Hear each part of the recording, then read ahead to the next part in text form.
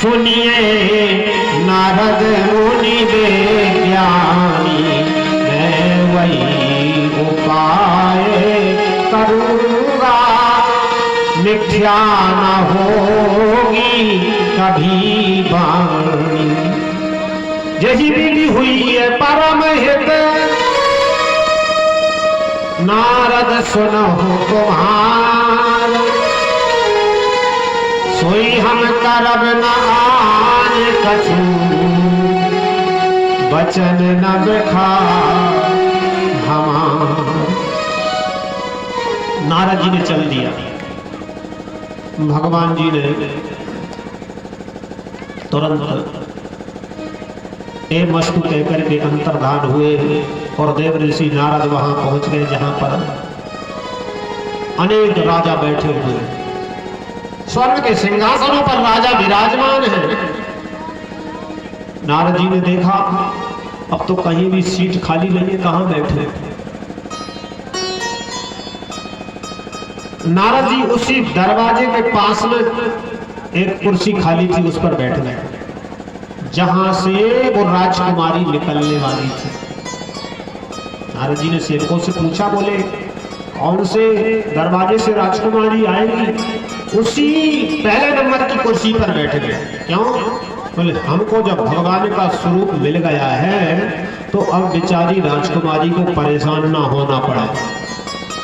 अब इन सब बैठे हुए राजाओं के गले में तो माला पहनाने वाली है नहीं, मेरे ही गले में पहनाएगी तो सबसे पहले मैं ही मिल जाऊंगा। जैसे ही राजकुमारी अपने कर कमलों में माला धारण करके आई,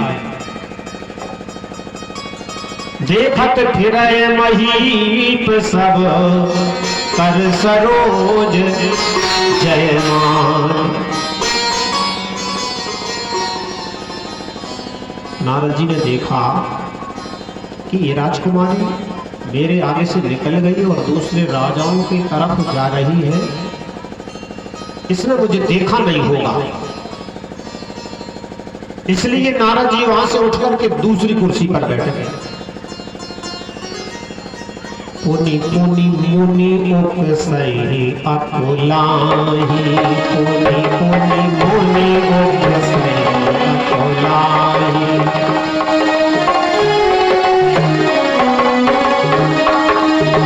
देख दशा हर लहर मुस्काई, देख दशा हर लहर मुस्काई।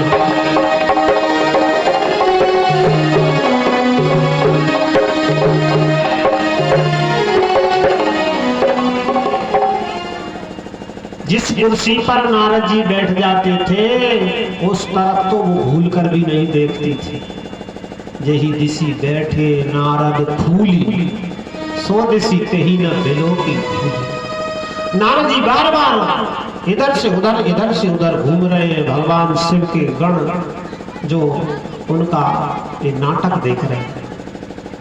शिव जी ने जब मना किया था नारद जी से कि यह कथा तुम किसी और को मत सुनाना, तब उनके साथ में 2 सेवक लगा दिए थे। वह सेवक देख रहे हैं कि नारद जी क्या क्या कर रहे हैं।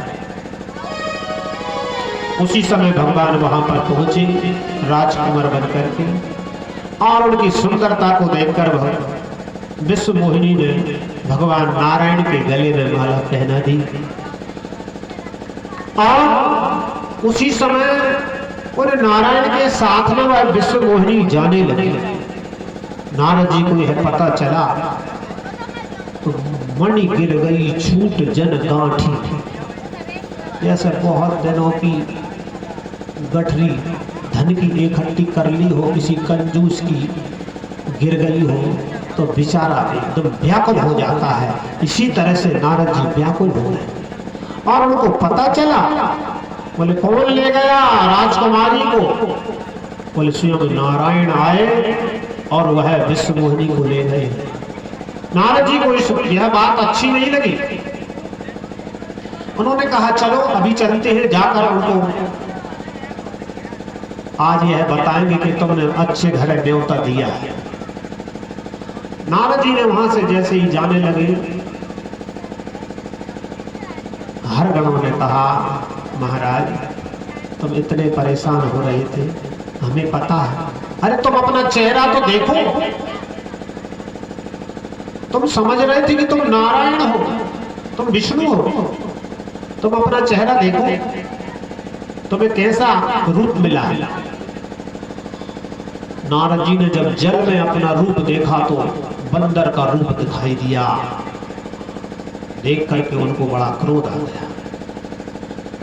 पहले तो उन हर गणों को श्राप दिया, उनसे कहा तुम जाओ निशाचर हो जाओ। बोले क्यों? तुम पहले कह रहे थे ओहो विवाह तो इनके ही साथ में होगा, ये तो साक्षात विष्णु है। तुम हंसी उड़ा रहे थे, तुम्हें जब सच पता था तो पहले क्यों नहीं बोला? ऐसा श्राप देकर उनको आगे चल दिया। आगे जाकर के जब व्याकुलता पूर्वक चले जा रहे हैं, भगवान रास्ते में मिले। बीच ही पंथ मिले धनु जारी, बीच रास्ते में मिल गए। भगवान जी ने विचार किया नारद जी को परेशान क्यों करें, और साथ में अकेले नहीं, विष्णु मोहिनी भी साथ में है, लक्ष्मी जी भी साथ में है। संग रमा सोई